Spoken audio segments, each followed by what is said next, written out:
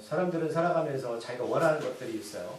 뭐 학교를 졸업하고 좋은 직장을 얻고 또 나름대로 더 노력을 해서 더 많은 연봉을 얻거나 또는 나름대로 뭐 좋은 남편 또 아내를 얻고 또 나름대로 살아가면서 내가 원하는 것들을 추구하죠. 또 친구들 만나면 즐겁고 여러 가지 일들을 살아갑니다. 그런데 우리가 일생을 살아가면서 그 중간중간 예기치 않은 일들이 터지기 시작합니다. 예를 들면 나는 분명히 이런 것들을 원하지 않았던 일들이죠. 건강이 악화나 또는 여러 가지 사고들 또는 질병 또는 내가 이렇게 하면 될 거야 라는 그 과정 가운데 도리어 예측할 수 없는 결과가 우리 인생 가운데 올 때 우리는 저는 그걸 나병이라고 생각합니다. 오늘 이 본문에 여러분 제가 오늘 추석 감사주일을 맞이해서 우리가 생각했던 감사 의미가 뭔지를 좀 더 구체적으로 나누고자 합니다. 하나님이 원하시는 진정 감사는 뭘까요? 우리가 하나님께 뭐 감사합니다. 여러 가지 표현을 하죠. 오늘 그 부분에서 오늘 나병 환자의 이 스토리를 통해 우리에게 말씀하시는데 어밀단 이 사람은 나병 환자라고 볼 수는 없고요. 왜냐하면 의학적으로 발달되지 않아서 여러분 피부병이라고 볼 수 있습니다. 이 피부병은 고칠 수 없는 피부병입니다. 굉장히 악한 피부병이고요. 우리가 여러분 이런 살다가 이런 병들을 얻을 수 있죠. 저도 마찬가지예요. 요즘은 아까 제가 상부도 말씀드렸지만 젊은 사람들의 암의 비율이 굉장히 높아졌다고 합니다. 특히 이제 젊은 여자들의 유방암이 몇 배가 급증을 했다고 합니다. 근래 들어서. 그러니까 우리도 살아가면서 내가 추구했던 일들 가운데 그런 예기치 않은 일들이 벌어지면 당혹스럽죠. 그리고 그걸 다 놔야 됩니다. 직장도 내려놔야 되고 친구도 내려놔야 되고요. 병을 고쳐야 되잖아요. 오늘 이 말씀의 본문은 이렇게 시작됩니다. 12절에 보니까 예수님께서 예루살렘으로 가시게 됩니다. 예수님은 성경에 보면 3번, 4번 정도 예루살렘을 향하시는데 오늘 이 누가는 그 위치를 정확하게 우리한테 말씀하시는데 위치가 어디냐면 예루살렘 가시는 도중에 사마리아와 갈릴리 사이로 지나가시게 됩니다. 자, 누가가 이렇게 지역을 말하는 것은 유도성이 분명히 있습니다. 자, 우리가 잘 아는 사마리아 땅은 혼혈인들이 사는 지역입니다. 그래서 유대인들이 그들을 저주받은 사람이라고 상대하지 않았죠. 갈릴리는 예수님의 동네 나사렛과 가깝고 유대인들이 많은 사는 땅이었습니다. 그러니까 절묘하게 예수님은 예루살렘을 향하시면서 유대 땅과 사마리아 땅 사이로 공간적인 개념을 우리에게 말씀하시는 거예요. 자, 왜 누가는 이런 걸 설명하고 있을까? 분명히 오늘 이 나병, 피부병 환자와 관계가 있다는 소리죠. 우리가 잘 알지만 사마리아 땅은 이 이스라엘, 우리 계속 이스라엘과 하마스가 싸우고 있잖아요. 도시가, 이 나라가 긴 땅이에요. 남북처럼. 우리나라도 그렇잖아요. 그래서 남북의 중간 정도 있는 그런 땅이었는데 유대인들이 그 사마리아 땅을 질러가지 않고 삥 둘러가는 그런 땅이었습니다. 예수님이 예루살렘 가시면서 그 사이로 지나가시게 되죠. 유대인들이 지금 가자 지구를 계속 공격하고 있는데 이 팔레스타인과 유대인들은 섞일 수 없는 존재입니다. 유대 입장에서는 그 땅은 저주받은 땅이에요. 여전히 저주받은 땅이고 그들은 멸할 존재입니다. 물론 그들이 잘못했어요. 근데 예수님이 그 지역을 한 마을을 들어가시는데 거기서 나병 환자, 고칠 수 없는 10명의 사람들을 만나게 됩니다. 이거는 예수님이 의도치 않은 상황이죠. 그때 이 사람들이 예수님 오실 것을 알았는지 모르겠지만 어쨌든 작정하고 예수님을 만나게 되는데 멀리 서서 외칩니다. 왜냐하면 율법에 의하면 이런 나병이나 피부병 걸린 사람들은 최소 70m, 최대 100m의 거리를 둬야 됩니다. 법에 의해서. 그러면 우리가 만약에 인생을 살아가면서 이렇게 할 수 없는 일들이 벌어졌을 때 자, 이 정도 거리에서 마이크도 없어요. 어떻게 예수를 찾을 수 있을까요? 소리를 질러야 되죠. 방법은 없습니다. 말씀드렸지만 나병들은 유대인들이 돌을 던져 맞아 죽어도 할 말이 없습니다. 물론 이 사람들이 피부병일 수도 있고요. 어쨌든 간에 이들은 굉장한 용기를 가지고 예수를 와서 소리를 지릅니다. 자, 우리가 이 부분은 처음에 예수를 믿고 사람들은 나름대로 예수를 찾죠. 문제가 있고 또 여러 가지 일들을 주님께 해결하고자 나름대로 이렇게 소리를 높여 기도도 하게 됩니다. 이렇게 멀리 서서 소리를 외치는 건 창피할 수도 있지만 지금 창피한 거는 나중 문제죠. 뭐예요? 병을 고쳐야 되잖아요. 지금 우리 아이들이 뭐 장가이도 가야 되고 취업도 해야 되고 또 여러 가지 어려움을 겪고 있을 때 우리는 나름대로 하나님 앞에 나와서 이렇게 소리를 지르면서 합니다. 13절에 말씀하죠. 소리를 높여 이르되 예수 선생님이여 우리를 불쌍히 여기소서 합니다. 우리가 이 13절 대목에서 알 수 있는 것은 이들은 예수님을 구원자라고 인정하지 않습니다. 그리고 우리가 교회 처음 나오면 예수가 막 구원자처럼 느껴지세요? 아니죠. 평생 안 할 수도 있고요. 물론 처음에 할 수도 있고 과정이 필요합니다. 라비어, 선생이라고만 말합니다. 그러니까 이들은 예수님을 만난 적이 없었던 것 같아요. 어쨌든 뭐 시작은 그렇게 병 고침을 받고자 소리를 높여서 최대한 예수님이 자기한테 주목하도록 만듭니다. 뭐라고 말한다고요? 우리를 불쌍히 여기소. 여러분 우리가 한번 외쳐볼까요? 같이 이렇게 외쳐보죠. 여러분들 주변 사람들 신경 쓰지 마시고 그럼 이게 뭐 중요해요? 내 문제 해결돼야 되지. 그렇지 않나요? 이 사람들처럼 똑같이 손을 높여서 예수 선생님이 우리를 불쌍히 여기소서 이렇게 외쳐볼 수 있을까요? 제가 하나 둘 셋 한번 해볼게요. 하나 둘 셋. 예수 선생님이 우리를 불쌍히 여기소서. 들릴까요? 여러분 한 100m 떨어져 있으면 들릴 수 있을까요? 그 정도가? 안 들리죠. 맞죠? 100m면요 굉장히 긴 거리예요. 다시 한번 여러분과 100m 앞에 예수님이 계십니다. 한번 외쳐볼까요? 시작. 예수님이여 우리를 불쌍히 여기소서. 큰일 나셨네. 예수 못 만나시겠어요. 이렇게 외칠 수 있는 건 간절함이잖아요. 네. 우리가 교회 안에 들어와서 이런 간절함이 있어서 예수를 만날 수도 있습니다. 그리고 치유함 받을 수 있어요. 네. 그럴 때 예수님이 보시고 옵니다. 이게 지금 우리가 이 오늘 본문의 내용은 예수를 만나고 치유받는 과정에 대해서 말씀을 드릴 텐데 오늘 그 결말이 아닙니다. 자, 우리가 처음에 여러 가지 이유로 교회 안에 들어오고 또 그 문제를 해결하고자 예수를 만나고자 애를 씁니다. 그때 예수님은 우리를 보시죠. 자, 첫 단계는 예수를 찾아가서 소리를 지르셔야 되는 거예요. 어쨌든 예수를 만나려는 여러분 간절함이 우리 안에 있어야 된다는 거죠. 그럴 때 예수님이 집중하시죠. 보시고 근데 오늘 이 14절의 내용을 보시면 우리가 예수님의 말씀이 좀 마음에 와 닿지 않는 말씀을 하시는데 바로 고쳐주셔야 되는 그런 상황이잖아요. 또 그렇기도 하셨어요. 다른 내용들을 보면. 근데 오늘 14절을 보면 예수님은 다르게 말씀하십니다. 우리 14절 말씀 읽어볼까요? 시작. 보시고 이르시되 가서 제사장들에게 너희 몸을 보례하셨더니 그들이 가다가 깨끗함을 받은지라. 아멘. 이 14절의 내용이 뭐냐면 예수님이 보시고 말씀하십니다. 제사장들에게 너희 몸을 보이라. 그러면 지금 이 사람들은 이 피부병이 고쳐진 상태입니까? 아니죠. 율법에 의하면 자, 내가 나병이든 피부병이 걸렸을 때 그게 공식적으로 인정받는 방법은 어떤 지역마다 제사장들이 한 명 있습니다. 그러면 가서 이 몸을 보여주고 이게 나았는지 안 나았는지를 누가 확인해 주냐면 제사장들이 확인해 주는 겁니다. 내가 아무리 혼자 나았다 할지라도 제사장들이 공식적으로 확인해 주지 않으면 내가 사회 구성원으로 살아갈 수가 없습니다. 근데 문제는 이따 나오겠지만 지금 예수님이 갈릴리와 사마리아 지역으로 사이로 가시죠. 그럼 이 10명 모두가 사마리아인인지 아닌지 모르겠어요. 그러면 말씀드렸지만 사마리아와 유대인들은 적대적인 관계입니다. 그럼 제사장은 유대인이에요? 사마리아 사람이에요? 유대인이잖아요. 그럼 이 유대인이 이 사람을 만나줄까요? 안 만나줄 확률이 높죠. 만약에 먼저 고침을 받고 간다면 더 수월할 거예요. 나았으니까 확실하잖아요. 근데 예수님 지금 먼저 고쳐주셨나요? 아니죠. 제사장들에게 너희 몸을 보이라. 이게 먼저입니다. 이게 전제 조건이에요. 아직 문제가 해결되지 않은 상태입니다. 더군다나 말씀드렸지만 이 10사람이 다 사마리아인인지 아닌지 모르겠지만 만약 사마리아인이 섞였다면 이거 불가능할 수 있어요. 쉽게 말하면 지금 가자족에 있는 사람이 다시 예루살렘 넘어와서 그 전에 용서를 빈다면 그들이 받아줄까요? 모르겠어요. 쉽지 않은 거죠. 쉽지 않은 거예요. 그럼 이걸 잘 보셔야 된다고요. 그런데 그들이 가다가 깨끗함을 받았다. 그러니까 10사람 모두가 그렇게 갔어요. 대단한 믿음이죠. 여러분 이 입장 생각해 보세요.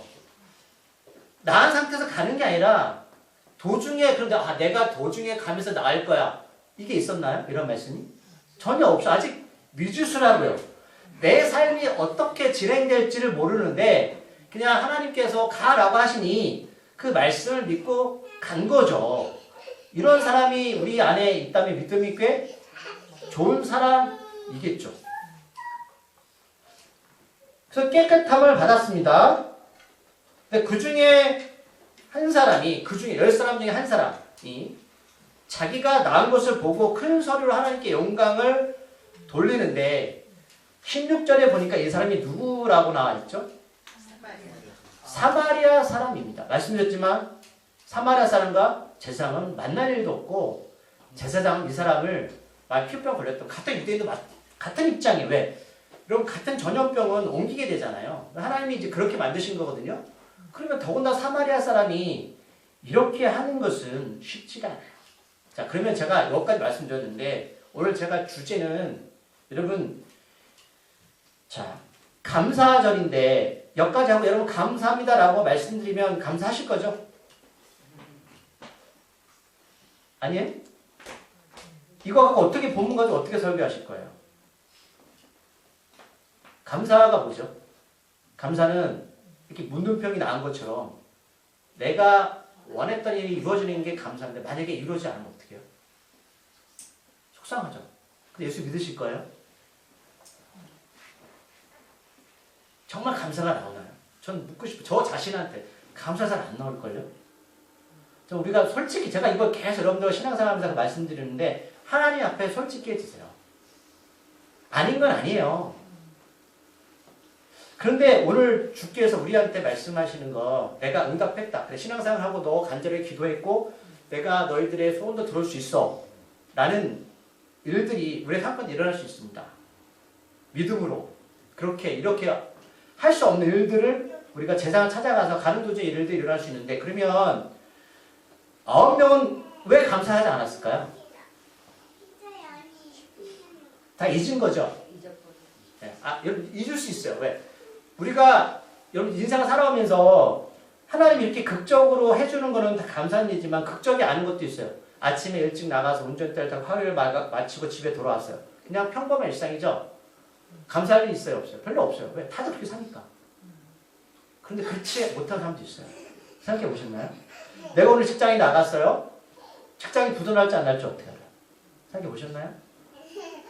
지금도 그렇게 사는 분도 있다고요. 명태를 당하거나 그렇게 내가 원했던 일들이 그 자연스러움이 감사가 정말로 감사한데도 불구하고 감사가 안 날 때인데 그냥 일상이니까 좋습니다. 그런데 이 사람은 사마리아 사람이라고 한 이 누가의 마음은 10명 중에 10명 모두가 사마리아 사람인지 아닌지 모르겠지만 이 사람들이 무시했던 이 사마리아 한 사람만 감사함을 했어요. 그리고 거기서 끝나지 않고 16절 말씀을 볼게요. 오늘 본문에서 여기부터 시작되는 거예요. 읽어볼게요. 시작. 예수의 발 아래에 엎드려 감사하니 그는 사마리아 사람이라. 아멘. 9명은 갔어요. 자, 모든 게 종결됐어요. 내가 원했던 모든 게 끝났어요. 그럼 친구 만나러 갈 수도 있고 나름대로 뭐 사람들한테 자기의 기쁨을 알리러 갈 수도 있는데 이 한 사람만 돌아와. 사마리아 사람. 사람들이 무시했던 제사장이 만나주지 않았던 그 사람. 이 사람의 발 아래 엎드린다 이 표현은 어떤 의미일까요? 내 인생을 다 주님께 드리겠다는 자기 포기입니다. 하나님 우리한테 무엇이 잘 되어졌다 이게 감사라고 규정 지으시는 게 아니에요. 하나님 왜 10명의 문둥병, 나병 환자 왜 고치셨을까? 라고 생각해 보셨나요? 불쌍하니까. 그러면 그 위에 우리가 또 원하시는 게 뭘까요? 발 아래 엎드리는 건데 제가 말씀 하나 찾아볼게요. 저는 이 말씀을 보면서 이게 영적인 사람이 아닌 사람이 사역을 하는 걸 보게 됐어요. 마태복음 3장 11절 말씀을 찾아볼게요. 마태복음 3장 11절 말씀. 이제 거의 마무리 돼갑니다. 11절. 죄송합니다. 제가 마가복음 해봐. 마가복음 3장 16절. 제가